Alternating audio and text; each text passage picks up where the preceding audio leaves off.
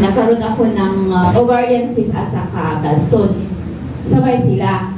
May gamot akong tinitik na bigay ng niresita ng doktor para sa ovarian cyst ko. Yung gallstone ko naman, palaging masakit. Sinay ko yung barley at saka apple cider. Pero ganun pa rin, masakit yung hindi nawawala.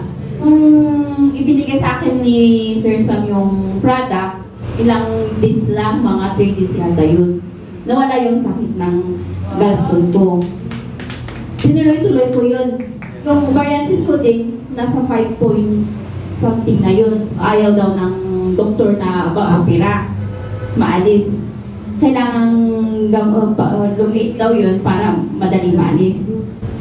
Yung about naman sa gallstone ko, nung tinake ko yung dalawang titikit kasi tinake ko, pagkatapos ng ilang araw yung naubos yung pangalawang titikit, 1 week yata yun, lumabas yung gallstone ko.